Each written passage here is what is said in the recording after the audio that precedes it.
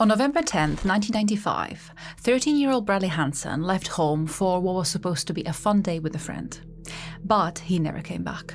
The rumors of blood, guns, and a missing boy started to spread through his school. No body was ever found, but what the investigators uncovered would shock the entire state and prove that even without a body, a murder can leave a trail too loud to ignore. This is the story of Bradley Hansen, the boy who vanished, and the case that still haunts Arizona.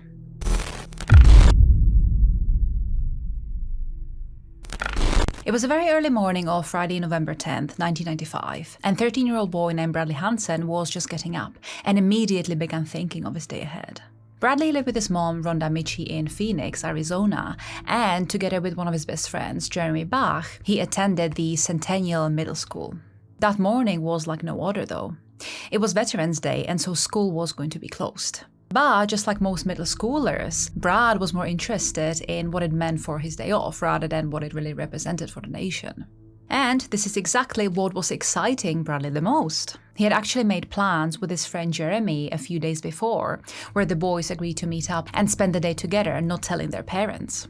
So, fully knowing that his mom was still asleep in a bedroom, Bradley quietly slipped into his jeans and hoodie, tied his shoelaces, grabbed his backpack, and before leaving the house, he hastily scribbled a note simply reading "going to school." As soon as Bradley stepped outside into the cool morning, he inhaled the brisk, pleasant air, and a smile appeared on his face. Bradley was practically trembling with excitement over what the two boys were going to do that day, and his mind began racing with thoughts of video games, jokes, and snacks. Brad moved quietly but confidently across the yard. He wasn't going to catch the bus, but rather he borrowed a neighbor's bike the night before. His friend Jeremy lived in the nearby upscale neighborhood of Ahwatukee Custom Estates, and so Brad knew that the journey was not going to take him that long.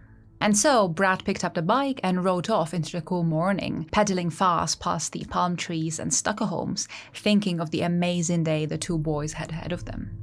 But what Brad could not have known was that his day was going to be anything but amazing. The teenager was actually riding towards a moment that would echo through the country for decades. By early afternoon, Brad's mom's Rhonda had started to feel uneasy. She'd expected Brad home by lunch, and he was usually punctual. She did see the note that Brad had left for her, but Rhonda was not fooled. She knew that the school would have been closed that day, but none of this was really bothering her. Brad was usually pretty responsible and independent for his age, so she just assumed that he must have gone to see one of his friends. But now she couldn't shake the sense that something was wrong. She tried paging him once, twice, 3 times, but there was never any response. So Rhonda started calling his friends and their parents instead. Eventually, she tried calling Daniel Bach, who was Jeremy's stepfather. But to her surprise, he sounded absolutely unconcerned. He said that Brad was not there, but promised that he would ask Jeremy if he had seen him and that he would call her back. Rhonda felt hopeless and a little bit upset with Daniel, but there was nothing she could do at that point, and so she thanked him and hung up. But Daniel's callback never came. As the day dragged on, Rhonda's worry turned to panic. And so by 5 p.m. that day, Rhonda called the Phoenix Police Department and reported her boy missing. The police officer was anything but assuring. He responded with the usual dismissive phrase that Brad probably just ran off and that he will go back home for dinner because runaway teams always come home. But dinner came and went. The sun set, and Brad, he didn't come home. By Monday morning, the halls of Bradley's school were filled with all sorts of murmurs. It had gotten out that Brad never came back home that Friday, and so students began passing stories in hushed voices.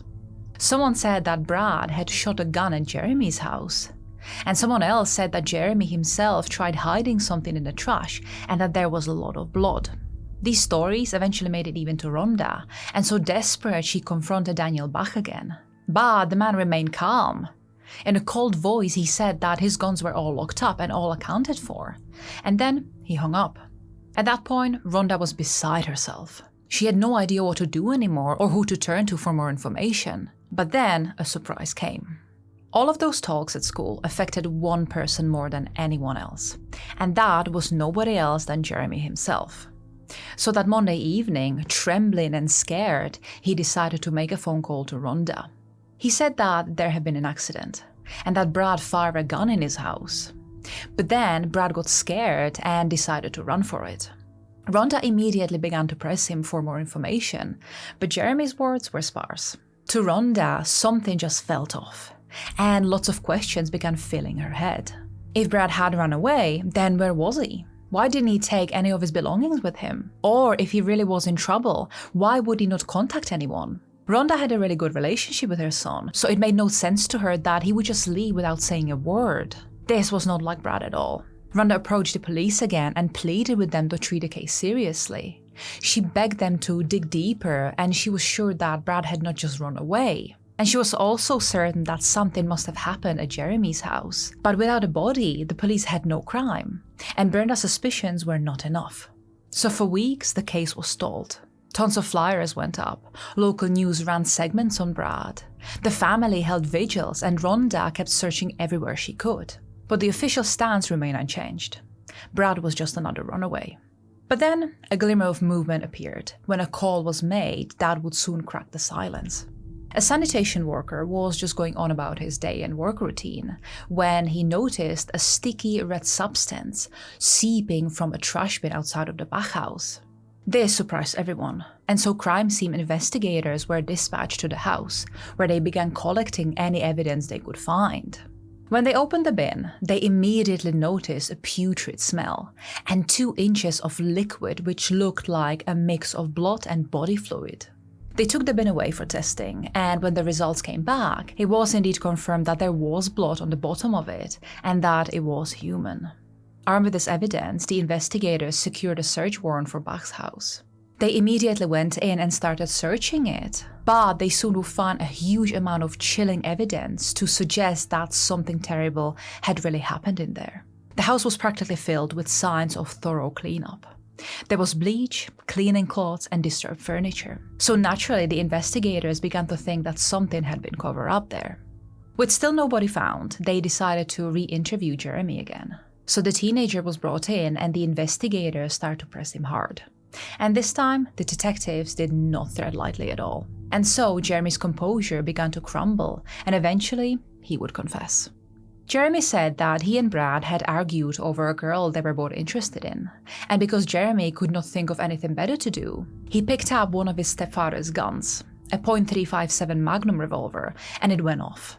The bullet hit Brad right in his chest, and the teenager collapsed to the ground. Jeremy felt stunned. He didn't mean to shoot Brad at all. So, all panicked, he wrapped Brad's body in some bedding, and then not knowing what else to do, Jeremy placed him into the trash. But by the time any of this began to surface, the trash truck had already come. All of this really horrified the detectives. But now they had one clear mission. They traced the garbage truck's route to Butterfield Station landfill, which was one of the largest dumps in the region.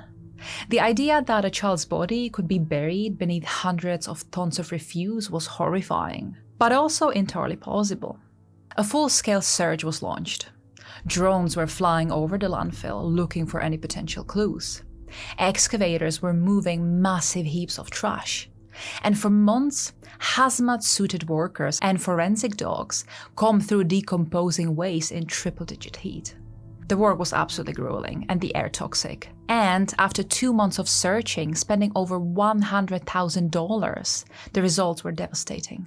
There were no remains, no clothes, no traces of Bradley Hansen anywhere. More experts were brought in to evaluate the landfill's conditions, and in the end, they concluded that a body could have easily decomposed in just weeks under the immense weight and chemical rot of buried waste. So it is very likely that Bradley Hansen's remains were destroyed, completely erasing the chance of him ever having a proper burial. Even though nobody was recovered, Jeremy's confession did give the prosecutors a path forward. The teenager was charged with second-degree murder and became the youngest to be ever tried as an adult. This was apparently a controversial decision that divided the community. But to be honest, I disagree with this. All underage should be tried as adults if they kill another human being. There just should be no question about that. At that point, they made their beds, and so they should fully pay for their crimes.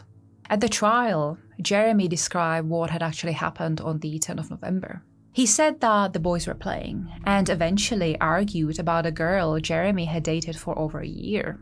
Jeremy then pulled out 2 guns out of his stepfather's armory, but emptied both of the cartridges of ammunition. After the boys were done playing with the guns, Jeremy started loading the ammo back, but one of the guns went off, and he saw his friend Brad topple over. There was foam coming from his mouth, and he would not get back up. Jeremy tried propping him up, but Brad kept falling to the ground, and eventually his eyes would shut. So Jeremy decided to wheel his father's trash bin inside, and then place Brad's body in a seated position into it. He then wheeled the bin back outside and left the lid open for an hour, thinking Brad would eventually come out to say that he had actually been pretending to be dead. But when this never happened, Jeremy just closed the lid and let the bin be emptied by the garbage company. He then tried covering the whole incident up and decided to lie about it to everyone. Then another witness was called to the stand. This was a teenage girl named Taylor Smith, who was Bradley's and Jeremy's friend. Taylor arrived at Jeremy's house at around 11 a.m. that morning, and when she saw that there was no Brad, she began asking Jeremy about it. But Jeremy lied and said that Brad had ridden away on his bicycle just before Taylor got there. But this seemed really odd to Taylor. She has seen Brad's bike in Jeremy's driveway, and Brad's hat and his pager were still sitting on the table in the living room. She then noticed a bullet casing in a trash can, a hole in the kitchen wall, blood stain on the kitchen floor, and blood drops on Jeremy's t-shirt. When Taylor began questioning him about it all, Jeremy said that he and Brad had actually had an argument because Brad had called Taylor a name. The two then started to fight, and Brad hit Jeremy in the face, and that's when his nose started to bleed and his t-shirt got bloodstained. Jeremy said that the stain on the floor was just from a ketchup, and that the hole in the wall was from the time when Brad threw a fork at it. The defense claimed that the shooting was accidental, and it should be seen as a tragic mistake by a frightened child. But of course they would say that. No lawyer that is getting paid to defend a killer would openly say that, yeah, their client is guilty. On the other hand, the prosecution painted a very different picture. They rightfully reminded everyone that the killer, Jeremy, had tried to cover his tracks. He stuffed his former friend in a bin, letting it be taken away by a trash truck. He furiously cleaned the scene, trying to make it look as if nothing ever happened there. And then he lied to Brad's mother as well as to the police, and tried to make it sound like Brad was some sort of a runaway. One prosecutor argued that accidents don't involve bleach and garbage trucks, and luckily, the jury agreed. They also added that Jeremy was at no point in a state of panic, but he instead came up with this horrible plan as a way of strategy. So, in 1998, Jeremy Bach was found guilty and sentenced to 22 years in prison. As the trial ended, Rhonda's grief didn't. She never got to see her son's body. She never had a casket to bury. She had no closure. All she had was just a photograph on a mantle and memories of her boy, who was taken from her in such a cold way. Rhonda decided to file a civil lawsuit against Daniel Bach. She claimed that his unsecured firearms had enabled the killing, and she also accused him of negligence and obstruction. This case was settled out of court, but there's never been a public apology or admission. Rhonda did visit the landfill once more, left a framed photo at the entrance, and then she whispered, "This is what my baby is." And after that, she never returned. The Hansen case became a landmark for Arizona prosecutors. Proof that a body wasn't always necessary for a conviction. It prompted policy reviews across the state, and police departments re-evaluated missing teen reports. Whispered rumors at schools were treated with more urgency, and Rhonda became an advocate. She refused to fade into silence, and so she spoke at schools, lobbied for gun safety, and pushed for better support for parents of the missing. Over the years, she kept her son's room untouched. And every November 10th, she lights a candle for him and talks to him out aloud, saying that he is not forgotten. Jeremy Bach served his sentence, growing from a boy into a man behind bars. Reports from juvenile corrections indicate that he struggled with guilt, depression, and isolation, but he rarely spoke of Brad.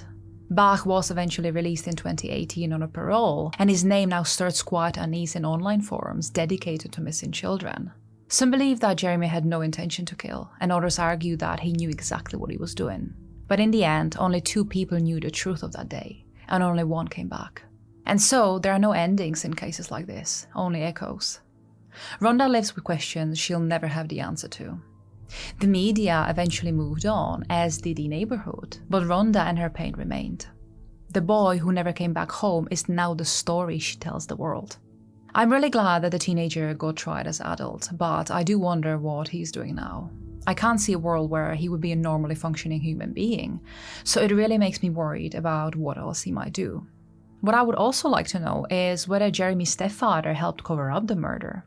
I can't imagine the boy being able to get rid of all the evidence. After all, they say that there is usually a lot more blood than you can imagine. And if there was so much found at the bottom of the bin itself, surely there would have been a lot more traces in the house too. There's also the no-body scenario and plausible tempering with that. Some suggest that Brad's body was actually stored in a freezer when he was reported missing, and that his body was not moved until later on. Also, let's consider the fact that blood was left unclean in and outside of the house, and this would smell over time. So how was any of this left untouched for so long? But these are my thoughts anyway, so do let me know what you think of it. Thank you so much for your time on this one, and I'll see you all very soon with a brand new episode again. Until next time.